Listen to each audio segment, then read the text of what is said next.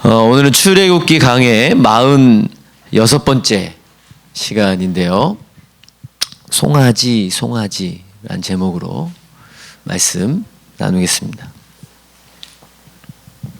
모세가 시내산에 첫 번째 하나님과 대면하기 위해 올라갔을 때 그는 하나님께로부터 십계명과 그리고 갖가지 율법을 받았습니다. 그리고 그 이후에 두 번째로 하나님의 부르심에 의해 모세는 시내산에 올라가 성막 건축에 대한 하나님의 명령을 듣습니다. 지금 오늘 우리가 읽은 32장 이때 시간적 배경은 언제죠?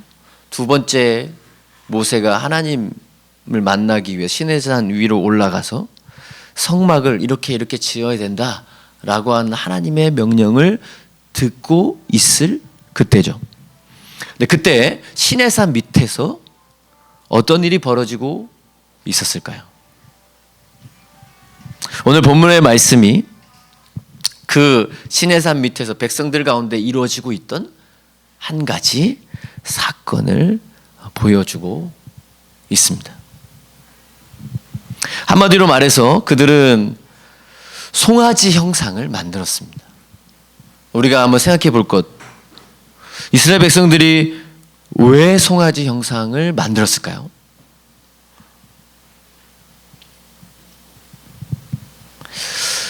출애굽이라고 하는 하나님의 놀라운 구원의 역사 이후 이 광야를 지나면서 이스라엘 백성들은 전적으로 하나님의 인도하심에 순종해야만 했습니다.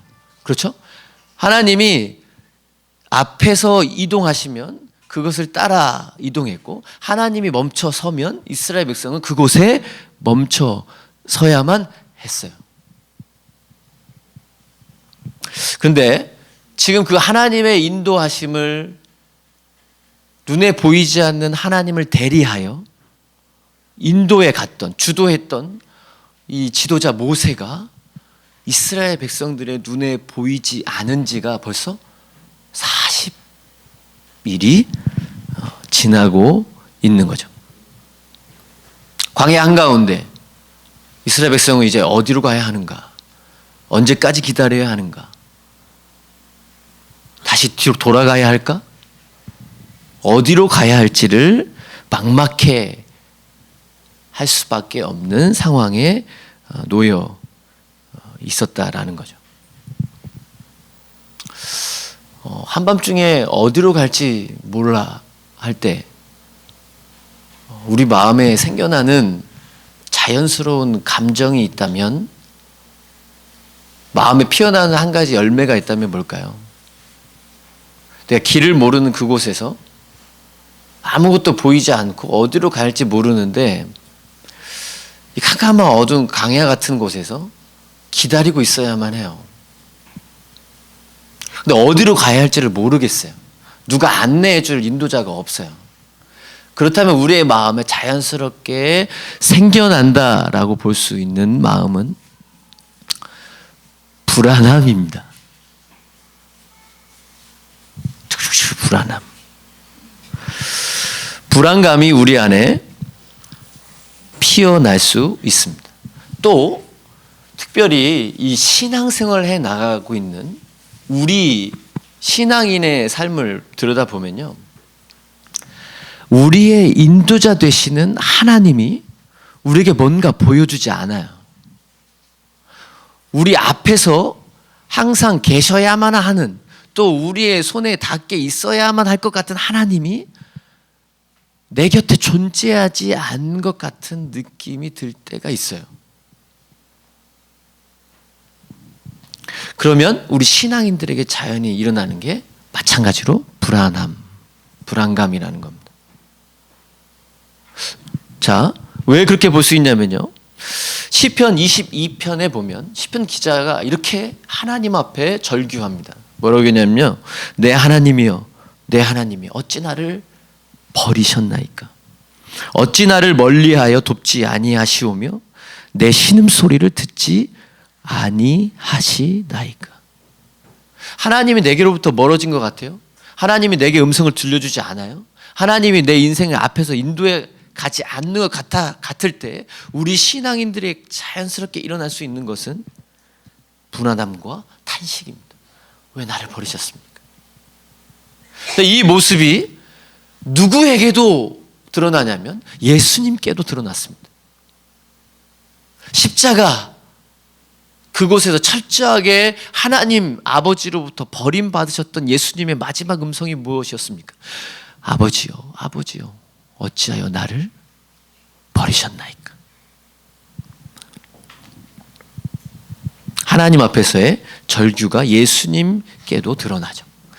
근데 이 오늘 본문에 드러나고 있는 이스라엘 백성들의 모습은 너무 자연스러운 것 같습니다. 왜냐하면요, 너무나 선명하게도 눈에 보이게 하나님이 인도하셨어요. 구름 기둥과 불 기둥으로 말이죠. 눈에 선명하게 보이도록 인도해 오셨다는 겁니다. 시내 산까지. 근데 갑자기 안 보여요, 아무것도. 아무런 하나님의 제스처가 없어요. 하나님의 사인이 우리에게 없어요. 이스라엘 백성을 향한 하나님의 음성이 없어요. 지도자라도 모세라도 딱 있어서 안심해라, 하나님이 기다리라고 하셨으니 기다리면 돼 라고 조금 설득해주면 좋을 것 같은데 모세조차 보이지 않아요. 뭔가 보이지 않을 때, 그래서 불안함에 사로잡힐 때 우리는 가시적인 대상을 집착하게 됩니다. 손에 잡히게 뭔가 잡았으면 좋겠다. 뭔가 좀 내 삶에 보였으면 좋겠다. 그것을 잡고 보며 살아갔으면 좋겠다.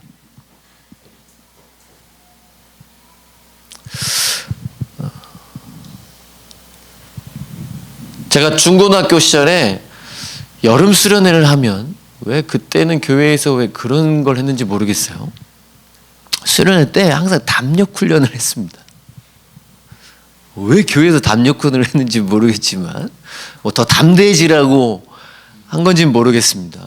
담력 훈련을 했어요. 제가 아직도 기억하는 게 여주에 기도원이 있었던, 작은 기도원이 있었던 교회에서 신앙생활을 했었거든요. 근데 항상 거의 여름에는 그곳으로 수련회를 청소년 시기 때 떠났습니다. 한밤중에 갑자기 뭐 이런 거 안 합니다. 중간중간에 이렇게 빠지고 또는 발을 붙잡고 이런 하지 않습니다. 아무것도 없어요. 그냥 캄캄한 산을 그냥 한 바퀴 돌고 오는 겁니다. 이게 로프로 나무를 연결해서 그걸 붙잡고 이렇게 한 바퀴 돌고 오는 코스에 그냥 아무것도 없어요. 중간중간에 아무것도 없어요. 네, 제가 막 장난도 치고 교회에서 뭔가 좀 활발하게 하니까 얘는 하나도 안 무서워할 거다. 네가 첫 번째 출발. 이렇게 하는 거예요. 그래서 저한테 당부하기를 선생님이 뭐라고 얘기하냐면, 너 가다가 중간에서 다음 순서 오는 애를 위해서 거기서 기다리고 있지 마라. 거기서 막 놀래키거나 그러면 큰일 난다. 놀래키기는 무서워 죽겠는데. 그냥 거기를 지나가는 것 자체가 무섭습니다. 그래서 자연스럽게 일어나는 게 뭐냐면, 로프를 쥐는 이 악의 힘이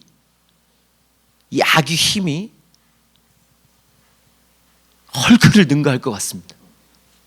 마치 이 굵은 로프를 얇은 고무줄처럼 만들 수 있을 것 같은 것처럼 막 엄청나게 쥐어 잡고 이렇게 이동해요.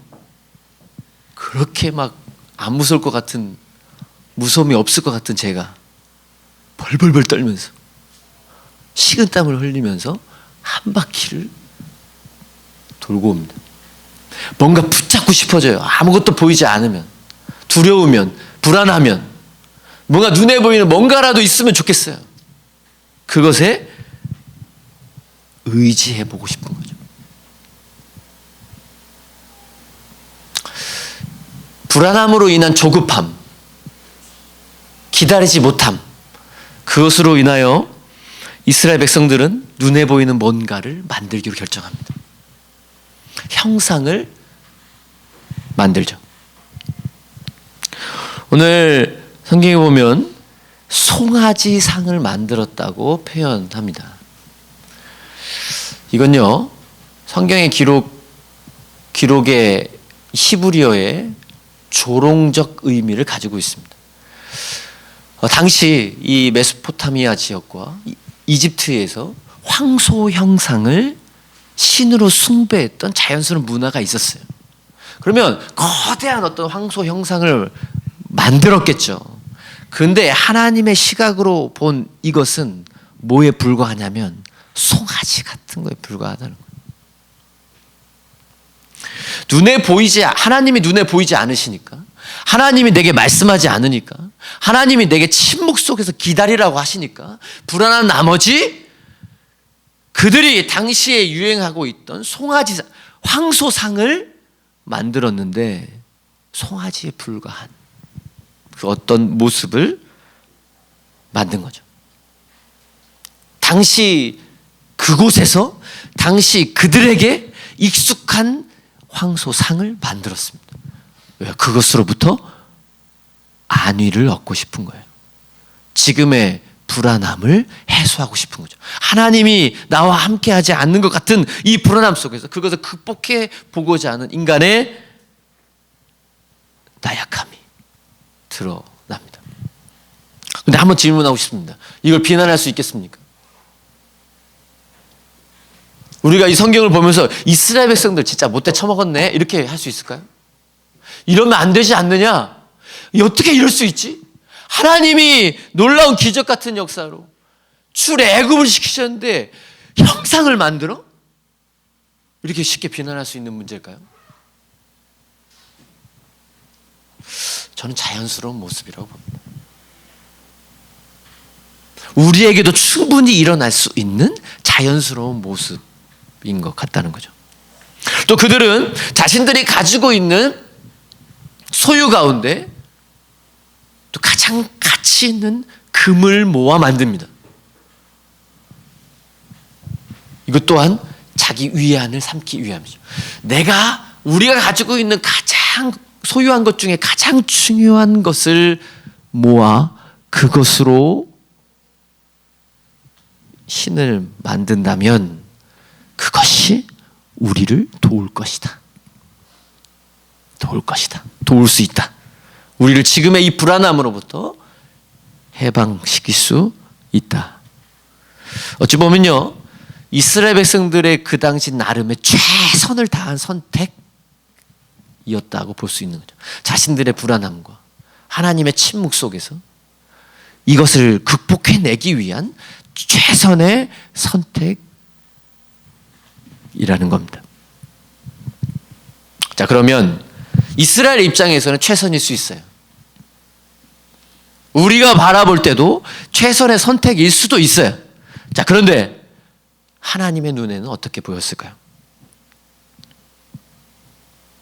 7절에 보면 이 이스라엘 백성들의 행동에 대한 하나님의 첫 번째 평가가 무엇입니까? 내 백성이 부패하였다라는 겁니다. 하나님 앞에 범죄했습니다. 하나님 앞에 사악한 행동을 했다라고 말합니다. 하나님과의 관계, 그것에서 단절을 보여줬다라고 하나님은 말씀합니다. 하나님이 얼마나 화가 나셨던지 오늘 표현을 잘 보세요. 분명히 신의 산 언약 가운데 너희를 내 백성 삼겠다라고 하나님이 직접 말씀해 놓고서는 지금 모세에게 말씀하시는 걸 보세요. 네 백성이라고 말합니다. 더 이상 자신의 백성이라고 일컫지도 않아요. 모세 네 백성, 야 네가 탈출시킨 그 백성이 내 앞에 범죄했다. 내 앞에 범죄했다.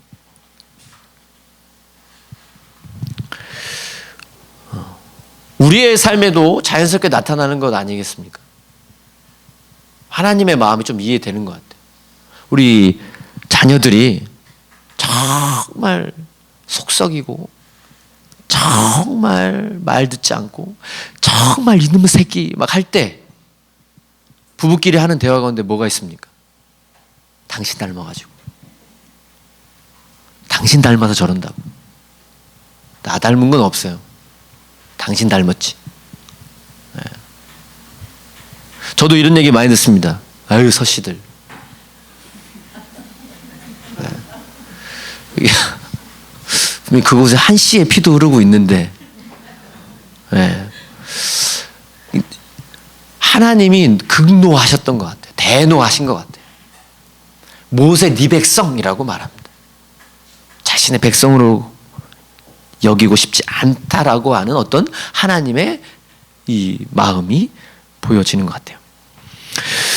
우리가 살펴본 것처럼 당시 이스라엘 백성들에게 최선의 선택일 수 있었던 이것을 하나님은 부패했다라고까지 표현하시는 이유가 뭘까요? 우리가 출애굽기 강해를 해오면서 20장부터 24장 초반에 보면 하나님이 십계명과 율법들을 말씀하시고 그것을 들은 모세가 이스라엘 백성들에게 내려와서 그것을 기록하고 또 기록한 내용을 백성들에게 낭독하게 합니다. 그리고 나서 백성들의 반응은 뭐였냐면 24장에 보면 여호와의 모든 말씀을 우리가 준행하리이다.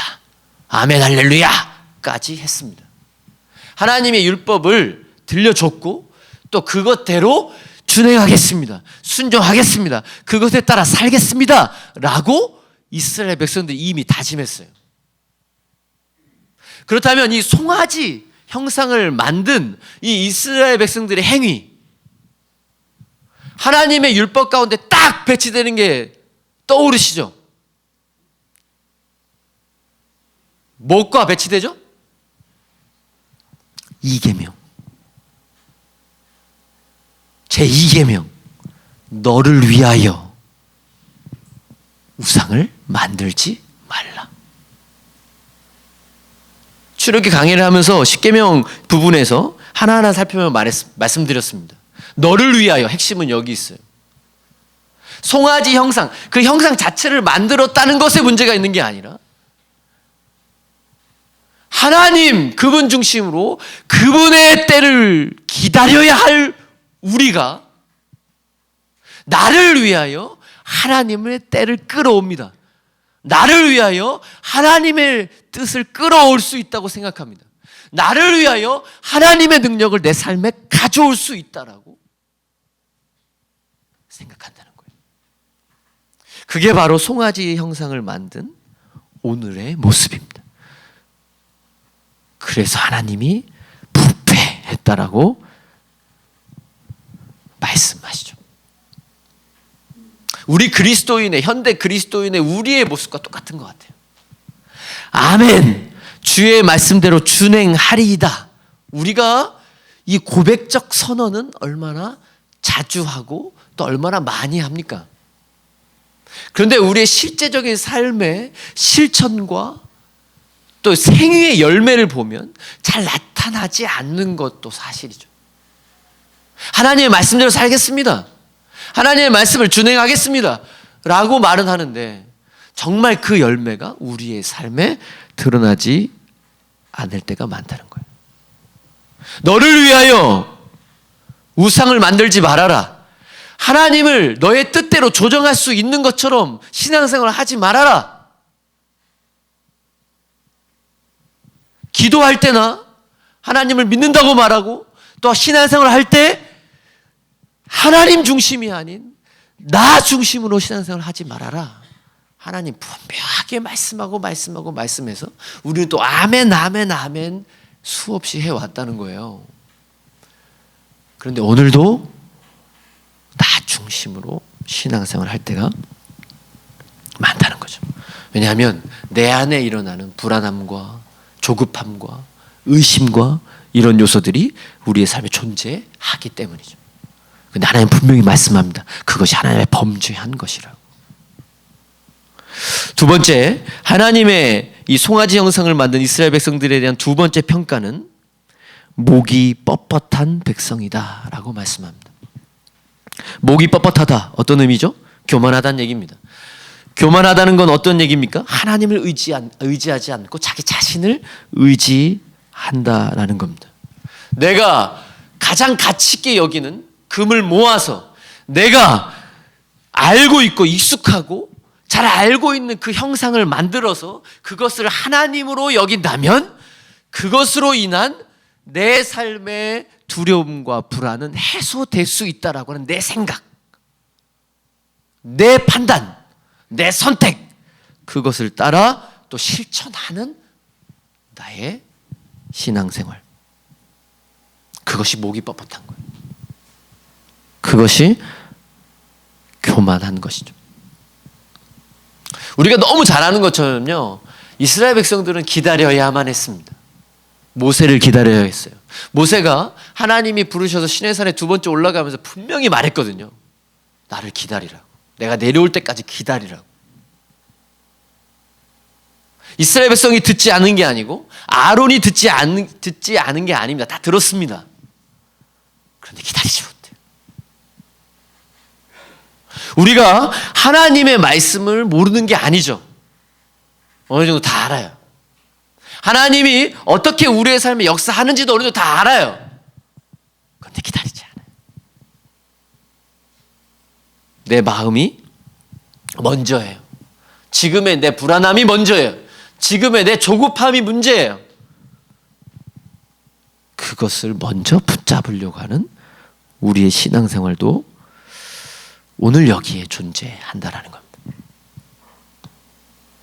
하나님께서는 이스라엘 백성들을 향해서 진노했습니다. 심지어 다 쓸어버리겠다고 말씀합니다.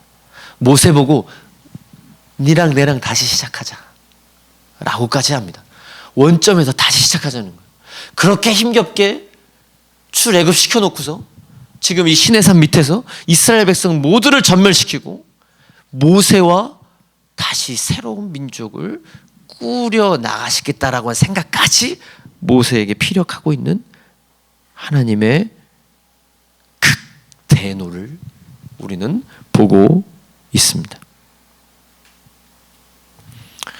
오늘 말씀을 준비하면서 저는 성경의 인물 가운데 누가 떠올랐냐면요, 사울 왕이 떠올랐어요.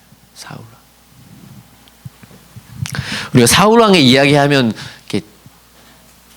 되게 유명한 사건, 생각 속에 드러나는 사건이 있죠.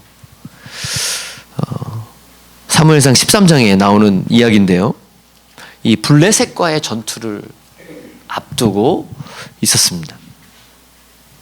이제 사무엘이 내가 7일 뒤에 길갈에서 하나님 앞에 제사 드린 후에 당신이 백성들과 함께 군사들과 함께 블레셋과 전투하러 나가면 하나님이 승리케 하실 겁니다.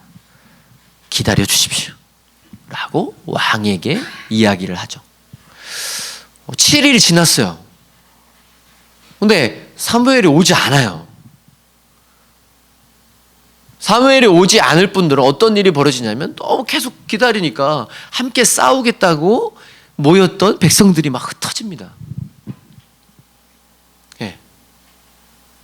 그리고 사울 왕이 그 전에 있었던 전투를 통해서 승리해본 경험이 있기 때문에 이제 얘네들만 데리고 가서 싸우면 이길 것 같은 거죠.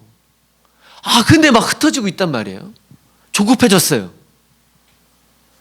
더 이상 기다리면 안 되겠다라고 하는 스스로의 판단이 섰던 것 같습니다. 그래서 사무엘을 기다리지 못하고 하나님 앞에 왕인 자신이 제사장이 아님에도 불구하고 하나님 앞에 제사를 먼저 드립니다. 그리고 출정하려고 하죠.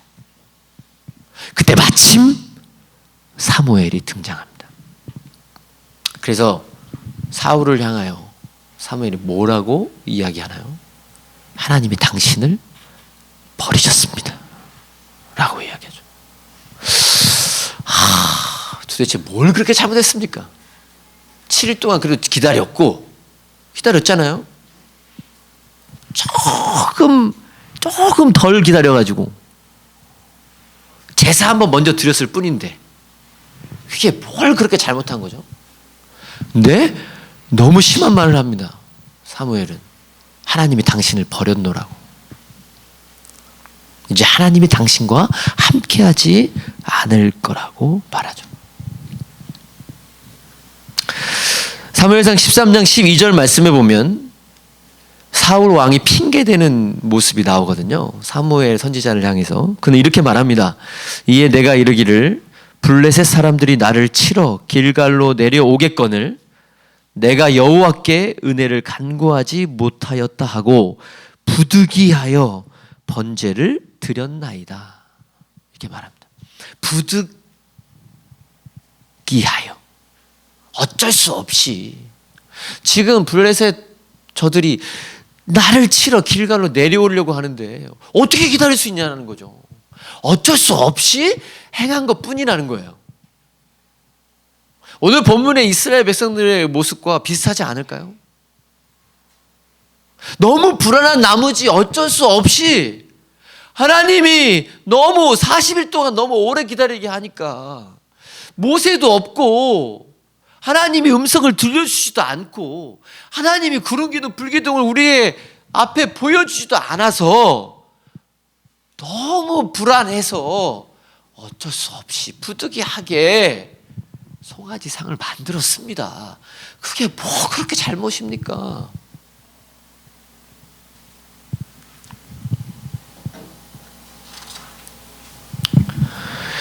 하나님이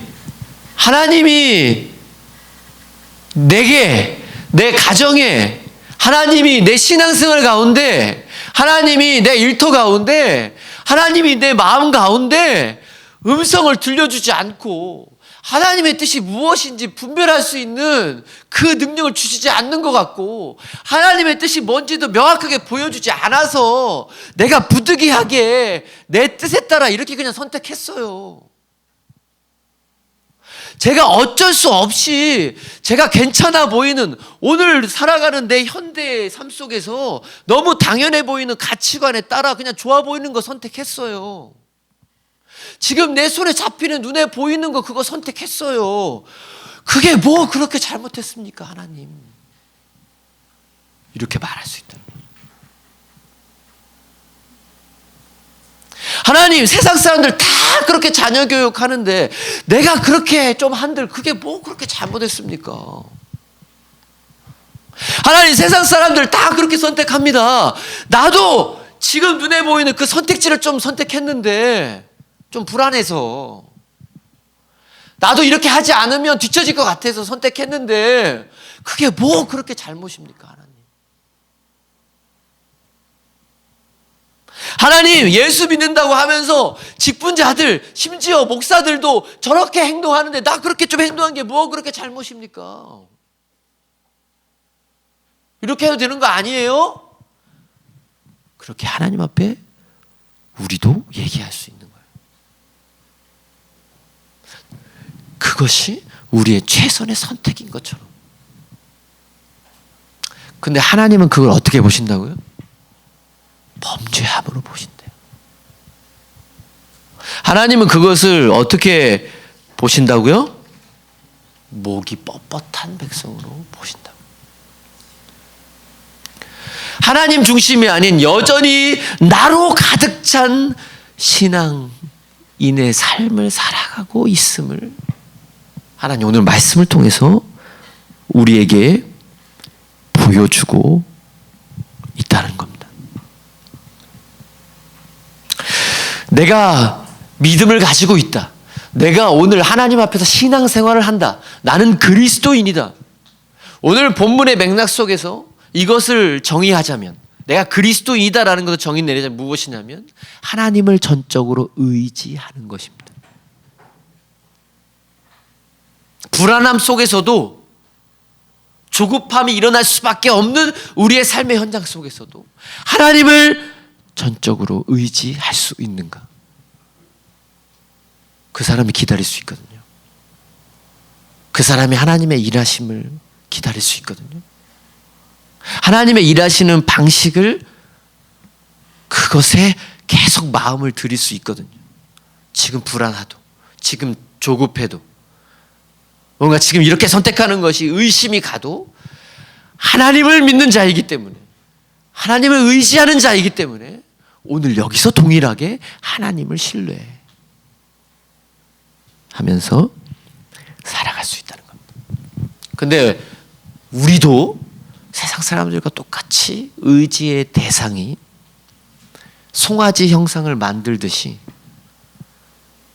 세상 모든 자들이 손에 잡히는 그것을 의지하려고 하는 경향성이 있다는 겁니다. 돈을 의지하고 싶은 마음이 있죠. 왜요? 지금 우리 시대가 자유경제 체제에서 살아가는 우리 대한민국에서 당연히 돈이 가지고 있는 힘이 있습니다. 돈이 우리에게 줄 수 있는 평안이 있고 돈이 내게 줄 수 있는 당연한 그 파워가 존재합니다. 그걸 아니다라고 말씀드리는 게 아니에요.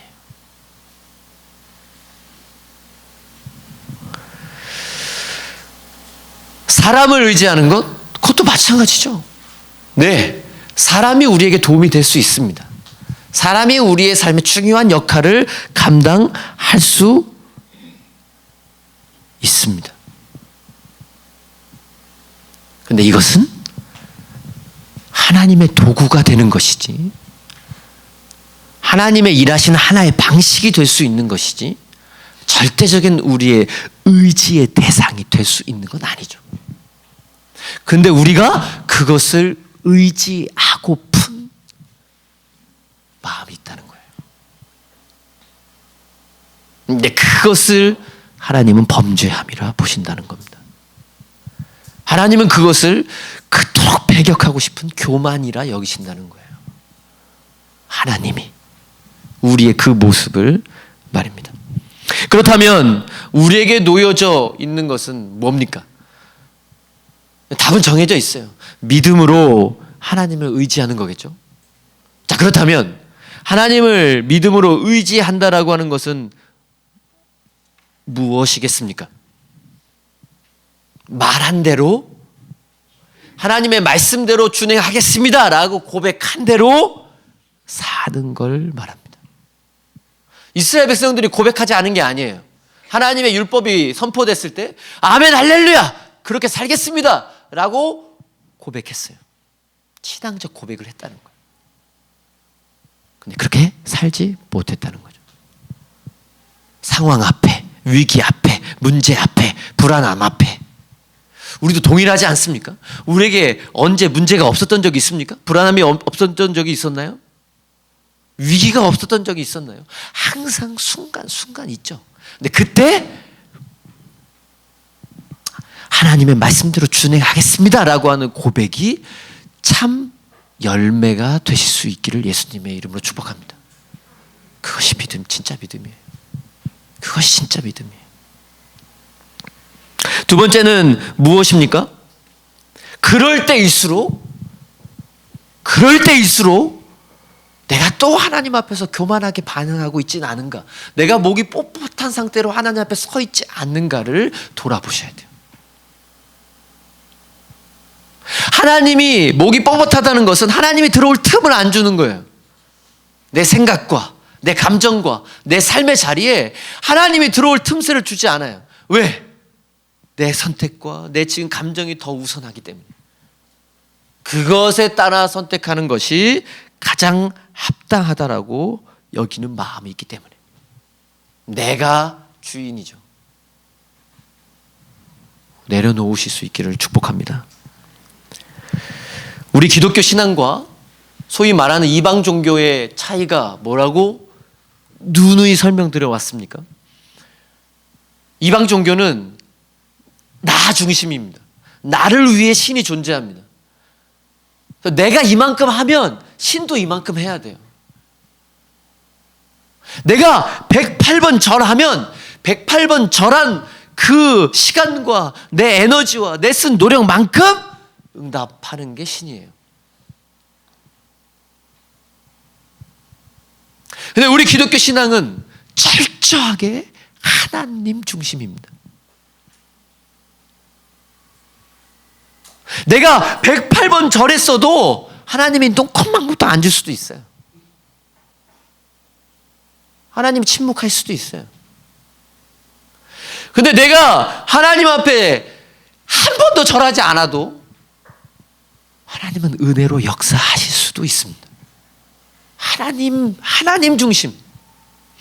그분의 생각과 그분의 판단과 그분의 때와 그분의 방식이 가장 선하기 때문이죠. 그래서 그것을 믿고 그래서 그분을 기다릴 수 있는 거예요. 그분의 일하심, 그분의 역사를 기다릴 수 있는 거죠. 그리고 그것이 바로 믿음입니다.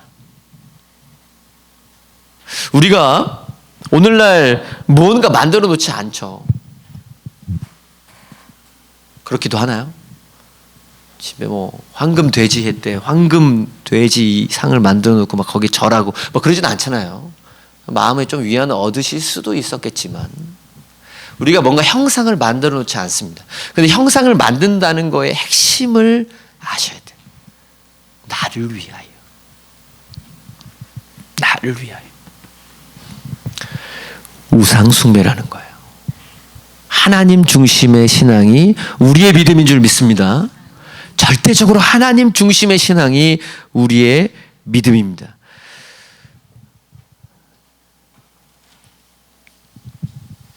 하나님은 우리의 삶 속에 침묵하실 때가 분명히 있습니다. 하나님은 우리의 삶 속에 우리를 기다리게 하시는 때가 있습니다. 저보다 오랜 시간 동안 신앙생활을 해오신 모든 분들이 경험하시는 부분이죠. 내가 하나님 앞에 눈물 지으며 하나님을 기다리고 기다렸는데 하나님께서 내게 다가와 주시지 않는 것 같은 때가 분명히 있어요. 분명히 있어요.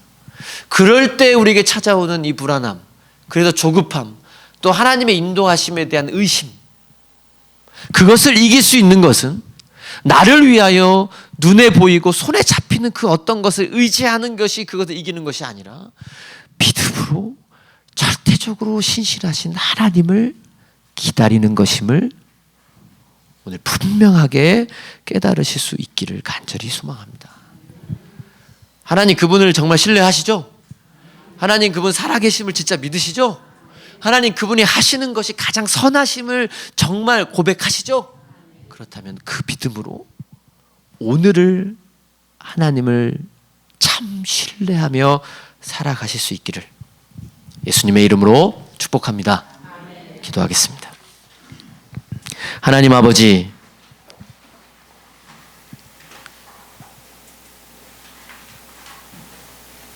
정말 보잘것없지만 우리 손에 잡히고 또 눈에 보이는 정말 송아지 같은 별거 아닌 것에 우리는 위안을 얻으려 하고 또 그것을 통해 뭔가 내 삶의 문제가 해결되기를 원할 때가 있음을, 또 그것을 의지하고 싶은 우리의 연약함이 있음을 주님 앞에 고백합니다.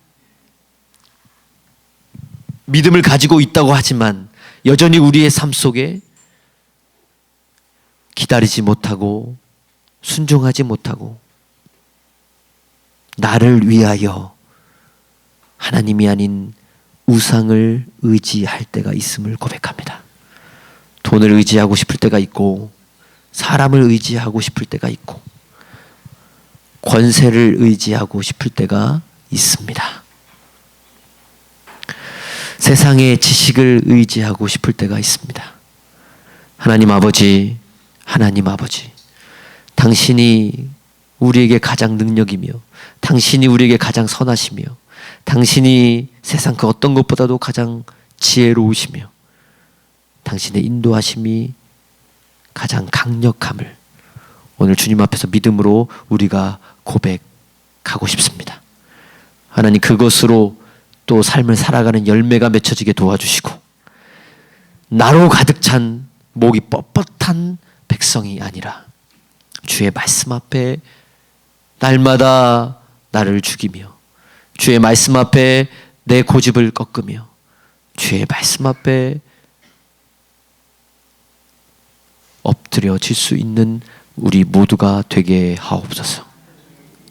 그래서 오늘도 하나님을 의지하며 하나님이 내게 가장 좋으신 분이며 하나님 그거 어떤 것으로도 바꿀 수 없는 분이심을 분명하게 고백할 수 있는 우리 모두가 되게 하옵소서. 예수 그리스도의 이름으로 간절히 기도합니다. 아멘.